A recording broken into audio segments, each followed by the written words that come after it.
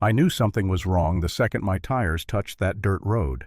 The air was too heavy, too still, like the mountain itself was holding its breath. And when the trees finally opened up, my cabin was gone, flattened, smashed into a broken, smoking memory. And right there in the mud, half buried like a tombstone, was my 20-year service watch. I stepped toward it, and the bulldozer rolled forward slow, deliberate, and crushed it right in front of me. The operator laughed and shouted, "Go ahead and sue us, old man." They had no idea who I was, no idea what part of me they had just woken up. I didn't plan on coming back to these mountains after retiring. 20 years in the fraud division of the Clark County Sheriff's Department will burn a man out from the inside. I'd spent decades hunting liars, thieves, HOA presidents in shiny shoes, people who think the rules don't apply to them because they printed the rules in the first place. When I walked out of that department for the last time, badge and gun turned in, I told myself one thing: find somewhere quiet where no one could reach me. So I bought an old A-frame cabin deep in Redwood Creek a mile outside the Redwood Crest HOA boundary. The deed was clean, crystal clean. Private land. No HOA jurisdiction. No committees, no fines, no pastel-colored tyrants telling me what height my grass should be. Just pine trees, cold air, and silence. At least that's what I thought. The first problem came on my second visit. I was driving in with a cup of coffee when a white SUV swerved in front of me and blocked the road. The guy who stepped out wore mirrored sunglasses and a cheap polyester uniform. Before he even spoke, my instincts kicked in. Hands empty, belt light, no weapon. Threat level low. "Sir, may I see your resident permit?" he said. "Resident permit for what?" "For Redwood Crest HOA." "I'm not in Redwood Crest," I told him, handing him my deed. "My property ends at parcel E971. He flipped the paper over like he was hoping to find a mistake. He didn't. His jaw tightened. "This will be noted," he muttered, staring at my plate like he was memorizing it for later. That was the moment I knew he wasn't checking paperwork. He was sizing up a target. The next morning I found a neatly folded sheet of paper tucked under my windshield. Unauthorized structures are subject to community review. Community. Their community ended a mile before my land began. But intimidation doesn't care about boundary lines, it cares about compliance. Or in my case, my lack of it. From there, things escalated fast.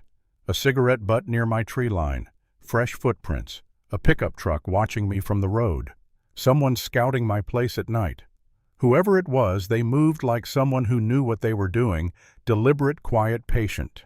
So I set a hidden camera disguised as a bird's nest under the rafters of the porch. Just insurance, I told myself, just precaution. But that little camera would record the moment everything snapped. A week later I heard footsteps outside around 3 a.m.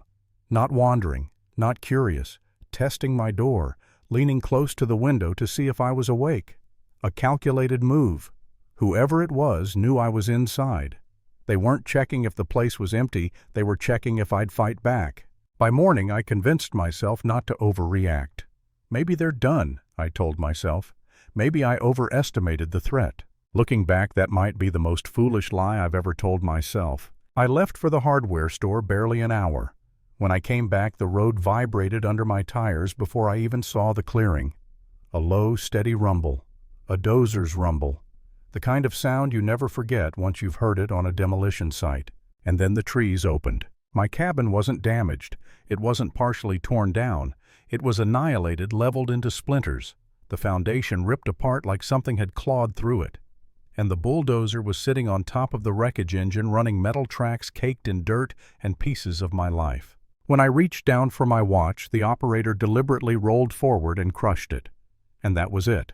That was the exact moment the old part of me, the investigator who never missed a detail, who never let liars sleep easy, came back online. I lifted my phone, hit record, and asked the crew who signed this demolition order. Their foreman wouldn't look at me. "We were told," he said. "I didn't ask what you were told. I asked who authorized it." He cracked fast. Most liars do when they realize someone's watching. He handed over a manila folder containing a fake demolition notice printed with a cheap HOA seal, bad formatting, and a map that looked like a toddler drew it.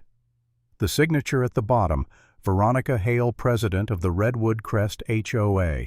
Arrogant people always sign their crimes. I photographed everything. The machines, the paperwork, the tire tracks, the forged boundary lines.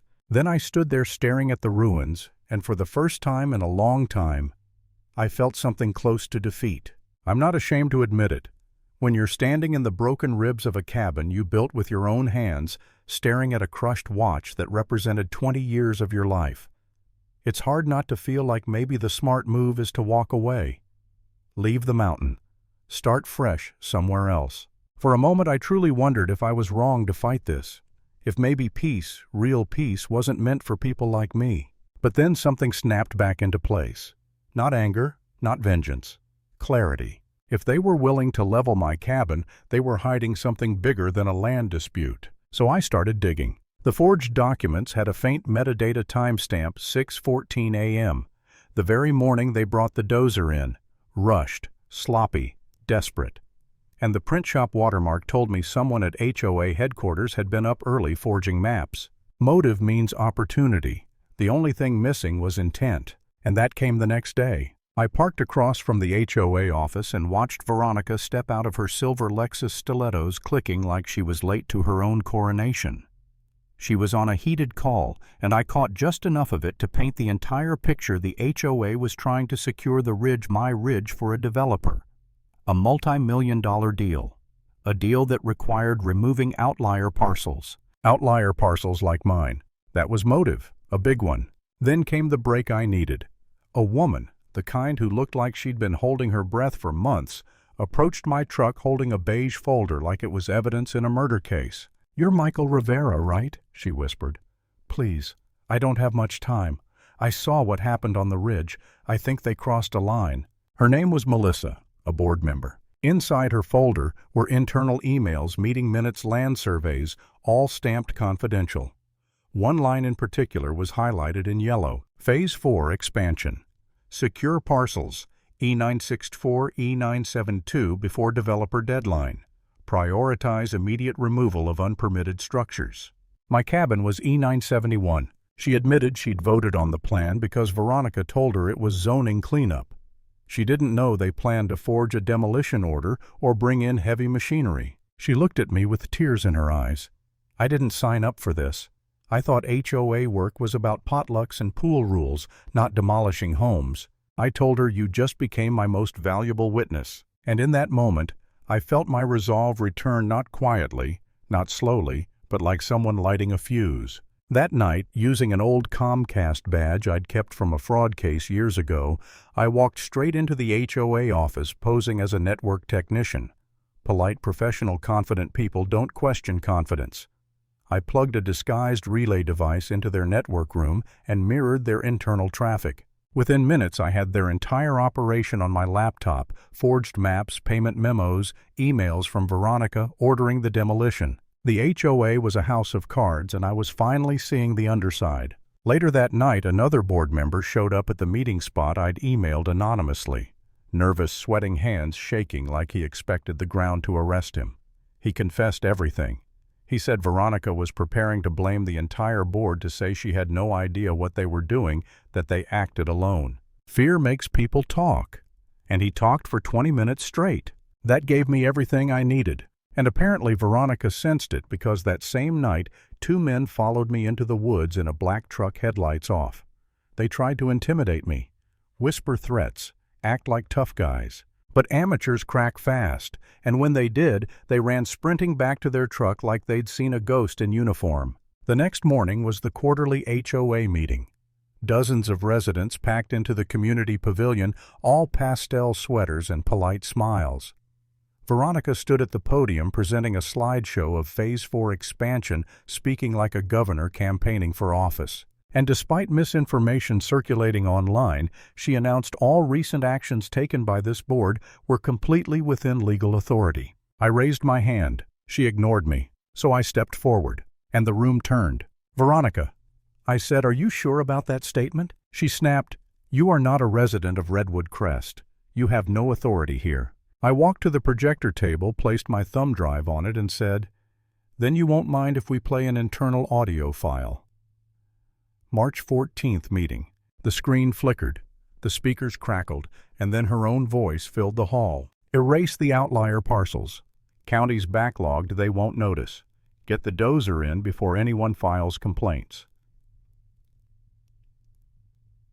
Gasps, whispers, people turning to each other with horror on their faces. Veronica lunged for the podium, screaming that the audio was fake. I switched the slide. A forged demolition order, her signature, the timestamp. Then another slide, internal emails. Developer will pay 2.4 M bonus if ridge is secured. Residents lost it. Some stood, some shouted. Someone yelled, "You lied to us." And in that chaos, I reached into my jacket and pulled out my badge, laid it on the podium like a verdict. Captain Michael Rivera, Fraud Division, Clark County Sheriff's Department. Veronica froze, completely. 2 deputies walked through the back doors. The district attorney followed carrying a stack of warrants. "Veronica Hale," he announced, "you are under arrest for fraud, falsification of documents, conspiracy, and unlawful demolition of private property." She tried to speak, tried to blame someone, tried to say it was all a misunderstanding. But when the deputies cuffed her, her knees nearly buckled. The rest of the board didn't fare much better. And just like that, the entire HOA empire she'd built on threats and forged paperwork collapsed in front of the very people she thought she ruled. That's where my story ends, not with celebration, not with victory laps or champagne on the porch of a rebuilt cabin. It ends right there in the moment her power evaporated, when the truth, cold, unforgiving, undeniable, finally caught up with her. And if there's one thing this whole mess taught me, it's this: bullies win until someone pays attention.